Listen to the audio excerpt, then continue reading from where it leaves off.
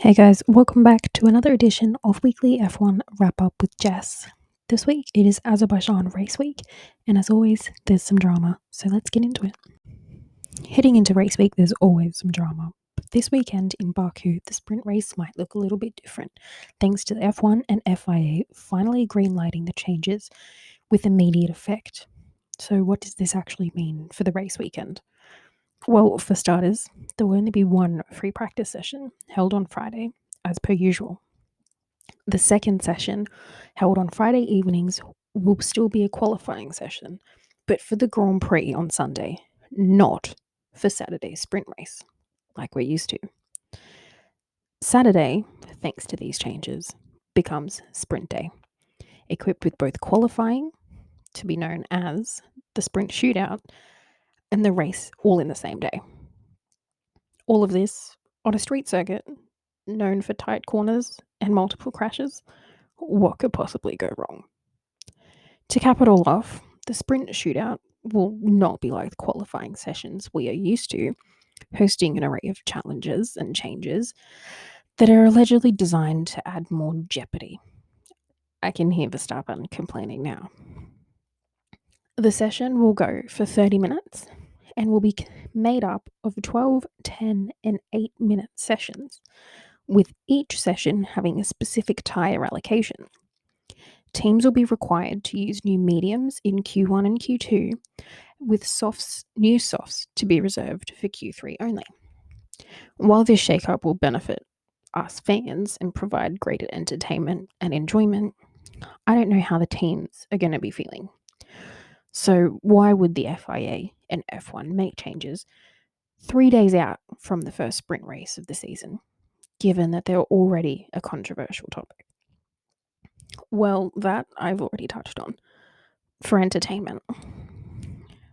On previous sprint weekends, free practice 2 sessions have become monotonous and somewhat tiresome, given that the cars were under parc fermé conditions from Friday's qualifying. This meant that teams and drivers treated the sessions a bit like a tyre evaluation and took very little risk, ensuring no damage to the car prior to the sprint or main race on Sunday, as they have to replace with like-for-like parts. So I guess we get to see firsthand, in a matter of days, whether the hypothesis put forward by F1 and the FIA that since the sprint no longer has any bearing on the Grand Prix and that both sessions have their own qualifying, drivers will be more ambitious and that there will be more action on track. Personally, while I think the entertainment will be there simply because there's an additional race, top teams will echo the sentiments previously made by Verstappen and just try to survive. After all, they still need their car intact for Sunday. And going all out for an extra few points really isn't going to be a priority for the likes of Red Bull. Ferrari will just be aiming to finish the race with the engine intact. Mercedes and Aston might have some fun with it, but preserving the car will be the utmost priority. The midfield, however, might be a different story. And now, I know you're probably thinking, surely, with all of the changes of the sprint weekend, surely we're not in for any more. But that is where we're wrong. This week, the Formula One Commission have also approved an increase in the number of components allowed for certain elements of the power unit ahead of the Azerbaijan Grand Prix and the changes to the sprint format. Approval has been given to increase the number of internal combustion engines, turbochargers, MGUH, and MGUK elements from 3 to 4 per driver across the season. Now, this comes as a relief to many drivers, including Nick De Vries, Valtteri Bottas, Zhou Guanyu, Kevin Magnussen, and Nico Hulkenberg, who are all already on their second internal combustion engine heading into the 4th race of the season. It is also expected that George Russell will take a new one of everything heading into the Azerbaijan Grand Prix, given that his engine came away slightly charred and crispy in Australia. And now, while at this stage there are no changes to the allocation of the control electronics and the energy stores, which will remain at 2 per driver for the foreseeable future. This has already caught out Ferrari in Saudi Arabia earlier this year, given that they've already had to swap them out with their reliability issues. Now, on a different note, could we see Ferrari's golden boy, Charles Leclerc, turn his back on the Maranello-based team for the Silver Arrows? Well, let's discuss. Look, it's no secret that Ferrari have had their fair share of issues in relation to reliability and strategy for the last couple of seasons, which have arguably contributed to Leclerc losing out on the 2022 World Drivers' Championship to Verstappen, despite him leading for a significant amount of the season. So the question is, has Charles really finally had enough? Well, with the Monegasque contract up at the end of 2024, there has been growing speculation amongst F1 commentators as to whether he will re-sign with the team that he's dreamt of driving for as a child, or look elsewhere in a hope of winning that coveted World Drivers' Championship. Now, while there is an argument that Ferrari are going through some changes this season and into the future, thanks to the appointment of new team principal Fred Vasseur, what they ultimately need is time. The changes that he is implementing are not going to be instantaneous, and they will take as long as 6 months before they start being as effective. This would roughly place Charles in a competitive position to challenge the likes of Red Bull, Aston Martin, and Mercedes in roughly October, when it is likely that this year's World Driver Championship will already be wrapped up by Verstappen for the 3rd consecutive year on their current trajectory.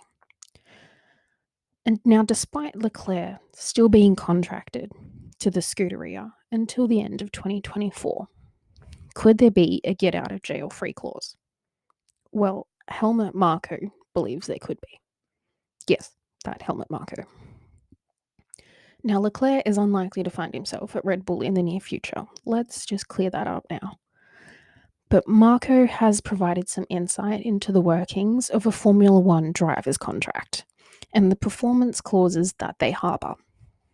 Now, I won't bore you with the legalities and the inner workings of a contract and termination clauses, but long story short, Helmut believes there is a likely clause within Leclerc's 5-year deal that would allow either himself or Ferrari to terminate the relationship if certain criteria are not met regarding performance. This is usually regarding the number of points a driver is meant to achieve by a certain point in the season, usually around summer break. Now, if this target isn't met, both parties are then granted the option to terminate. But if it is, there is the possibility that his contract may be automatically renewed, depending on the wording of the clause. Now, why are we listening to the head of driver development at Red Bull regarding a Ferrari contract? Well, for starters, most sports have a standardized contract issued by their regulating body. In this case, F1 and the FIA, regarding the contents of a contract, with which the only things really differing is the team, driver, remuneration, and any third-party deals and benefits that they may receive. Meaning that this get out of jail free clause would be standard across all 10 teams for all 20 drivers. It was ultimately this clause that allowed Sebastian Vettel to defect from Red Bull to Ferrari back in 2015, and the same clause that allowed for McLaren to terminate Daniel Ricciardo's contract in 2022, despite him being contracted for another season. So if he's not going to drive for Ferrari, then who? Well, as I already said, the Silver Arrows, Mercedes. They possibly have a seat up for grabs at the end of the season, pending the retirement of Lewis Hamilton. Apparently, talks with the Monegasque and Mercedes is an open secret that everyone from the garage in Maranello to the paddock at the track is aware of. So I guess we'll see where this goes. Now let's rewind for a moment, if we shall. If you may recall, earlier this month, Mercedes team boss Toto Wolff shut down any speculation that James Allison would be returning to a more active role within the team.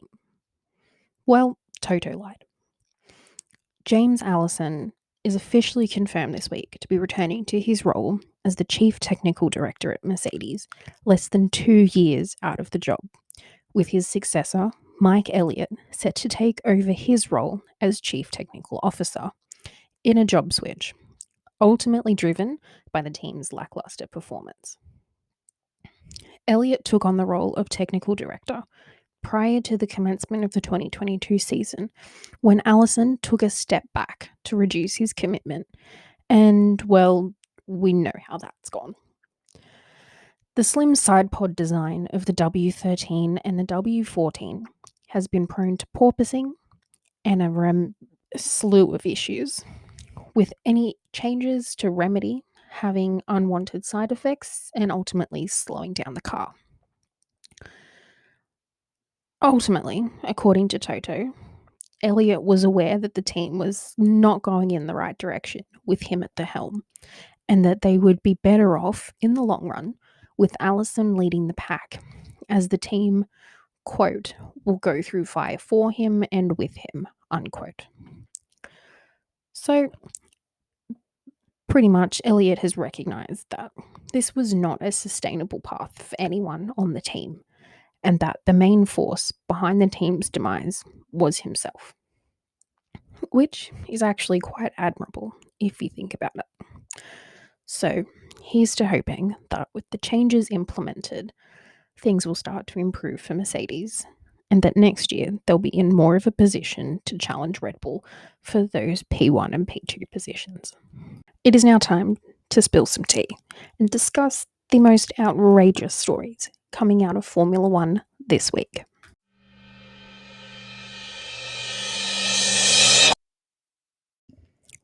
Now, 15 years may have passed since Lewis Hamilton claimed his first World Drivers' Championship, and Felipe Massa is still just as salty.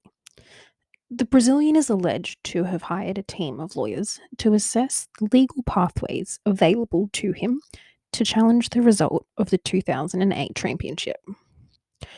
Where has this even come from, you ask? Well, F1 boss Bernie Ecclestone has recently admitted that in 2008 at the Singapore Grand Prix, Nelson Piquet Jr. purposely crashed, and he did nothing about it. Piquet's crash resulted in a safety car period in which Massa and Ferrari elected for an unscheduled pit stop, which ultimately was botched, and Massa ended up finishing outside of the points. Hamilton went on to finish third and obtained 6 points that turned out to be crucial in the fight for the Drivers' Championship, which was ultimately clinched by Hamilton in the final few corners of the Brazilian Grand Prix when he passed Timo Glock. Now, even though Ecclestone did nothing regarding the intentional crash by Piquet Jr., a safety car would likely still have been needed, and Massa and Ferrari still made the decision to box. Ecclestone didn't force them to. He couldn't have Massa could have held that position and continued with his original race plan. The sanctioning of Piquet Jr. has absolutely nothing to do with it. It was a decision made by him and his team in the spur of the moment based on the circumstances they were given, and he needs to come to terms with that.